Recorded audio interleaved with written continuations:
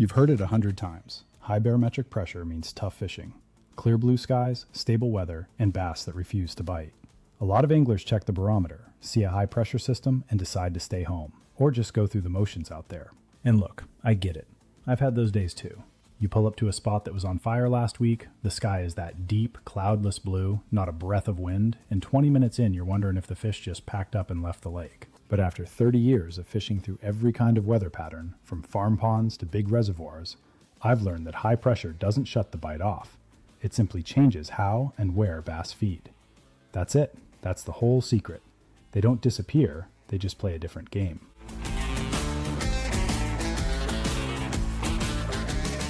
I'm Travis from Green Valley Anglers, and in this video, I'm going to break down the real relationship between barometric pressure and bass, separate the myths from what actually happens, and show you the specific adjustments that still put fish in the boat under high-pressure systems.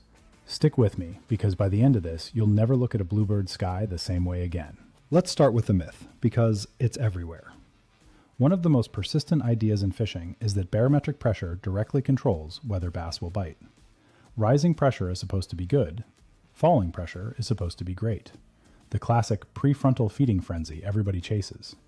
And high, stable pressure is supposed to be flat out terrible. Here's the thing though, scientific studies have never been able to cleanly prove a direct cause and effect relationship between barometric pressure and fish activity. And when you think about why, it actually makes sense. Researchers have repeatedly pointed out that it's almost impossible to isolate barometric pressure from all the other things that change at the exact same time. Light intensity, wind, cloud cover, temperature, water clarity, they all shift together whenever a weather system rolls through. So how do you know which one is actually doing the work? Now what we do know for a fact is that fish have swim bladders that help them control buoyancy. Rapid changes in external pressure can theoretically affect the gas volume in that bladder. Low pressure allows the bladder to expand a bit. High pressure compresses it slightly. That part's real biology. But here's the catch. The actual pressure change from a typical weather system is relatively small compared to the pressure change a bass experiences when it simply swims up or down a few feet in the water column. Think about that for a second. A bass moving from 8 feet to 12 feet deep experiences a bigger pressure swing than an entire high-pressure weather system rolling through overhead. So the pure pressure effect on that swim bladder is probably overstated. What really matters, what's actually driving the behavior you see, is the weather pattern that comes along with a high-pressure system. So what does a high-pressure system actually bring with it?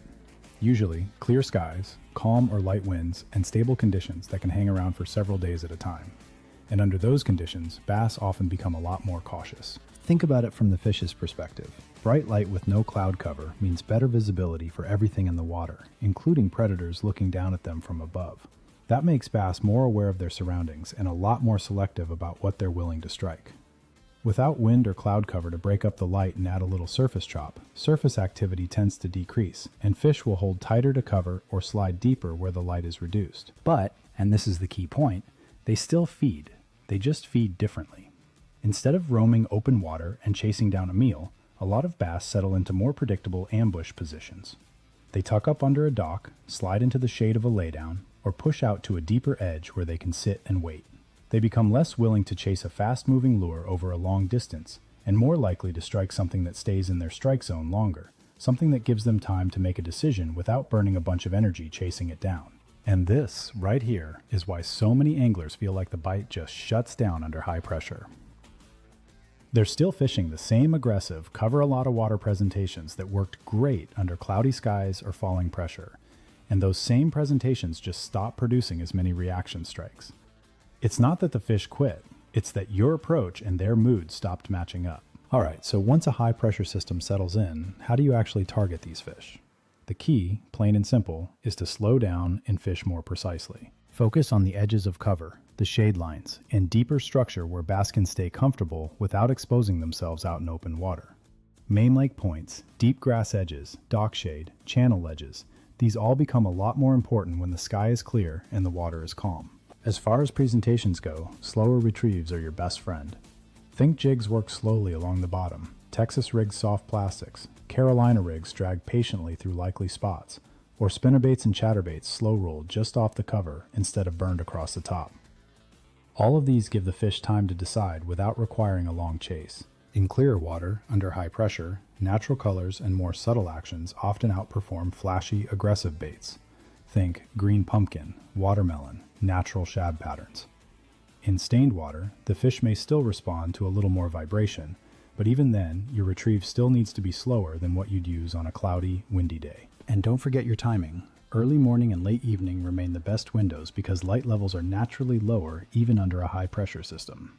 Midday fishing is still absolutely possible, don't get me wrong, but you'll usually need to go deeper or get tighter to heavy cover to find willing fish when that sun is high and bright.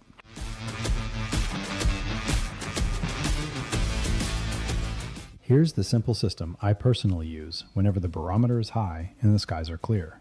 No clouds in sight. First, reduce your retrieve speed and increase the time your lure stays in the strike zone near the fish.